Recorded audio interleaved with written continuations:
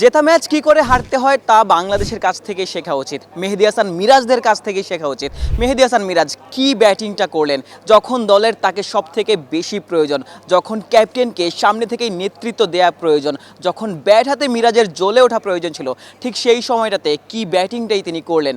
তিনি স্কুপ করে কিংবা রিভার্স স্কুপ করে উইকেট কিপারের কাছে ক্যাচ দিয়ে আউট হয়েছেন। ক্যাচটা অসাধারণ হয়েছে, তবে মিরাজের ওই অ্যাপ্রোচটাই আসলে বাংলাদেশ দলের আজকের হারের সব থেকে বড় কারণ। বাংলাদেশি মিডল অর্ডার ব্যাটাররা লিটন কিংবা সাইফের পর যারা ব্যাটিং করেছেন, তাওহিদ হৃদয় দুর্দান্ত ব্যাটিং করেছেন, তবে অন্য পাশ থেকে যে যোগ্য সঙ্গটা দেওয়া দরকার ছিল সেটি বাংলাদেশের ওই তাওহিদ হৃদয় পাননি। বাংলাদেশ দলকে তিনি জেতাতে পারেননি। বাংলাদেশ দল নিউজিল্যান্ডের বিপক্ষে সহজ একটা ম্যাচ হেরে গেছে। যখন ওই 250-র নিচে টার্গেটটা ছিল তখন বাংলাদেশ এই ম্যাচটা জিতে নেবে এমনটাই সবাই ভেবেছিলেন।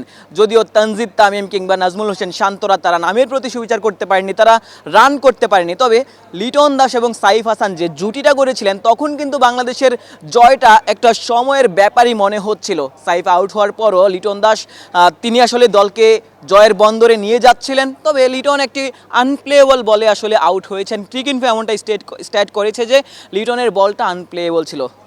বলটা উইকেটে পরে অনেক বেশি টার্ন করে স্টাম্পে আসলে আঘাত হানে। লিটন যখন আউট হয়ে গেছেন তখনই আসলে বাংলাদেশ ম্যাচ থেকে পিছিয়ে পড়েছিল।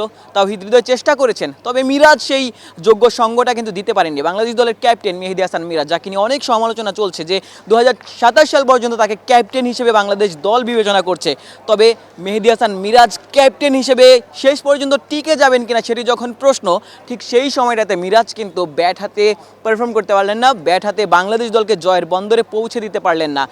50-এর খানিকটা বেশি স্ট্রাইক রেটে তিনি ব্যাটিং করেছেন, যে এই ব্যাটিংটা আসলে কোনোভাবেই আজকের দিনের ম্যাচ সিচুয়েশন অনুযায়ী মিরাজের কাছ থেকে হয়তো বা দর্শকরা প্রত্যাশা করেননি, এবং ঠিক সেই জায়গাটাতে বাংলাদেশ আসলে ম্যাচটা হেরে গেছে। এরপর রিশাদকে অলরাউন্ডার বলা হয়। রিশাদ আসলে ব্যাট হাতে বেশ লম্বা সময় ধরে আসলে কন্ট্রিবিউট করতে পারছেন। আজকের যেই মোমেন্টটা ছিল, আজকের যেই সিচুয়েশন ছিল, সেই জায়গাটাতে রিশাদ আসলে তার নামের প্রতি যদি সুবিচার করতে পারতেন, যদি আসলে স্ট্রাইক রেট হাই রেখে তাওহিদ হৃদয়কে সঙ্গ দিতে পারতেন, তখন কিন্তু বাংলাদেশ হয়তো এই ম্যাচটা বের করতে পারত।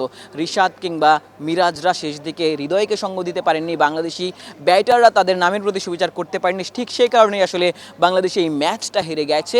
নিউজিল্যান্ডের বিপক্ষে সিরিজের প্রথম যেই ওয়ানডে ম্যাচ, সেই ম্যাচটা হেরে বাংলাদেশ দল সিরিজে পিছিয়েই পড়ল। মিরপুর শেরেবাংলা জাতীয় ক্রিকেট স্টেডিয়াম থেকে আশিক সারোয়ার, নিউজ 24।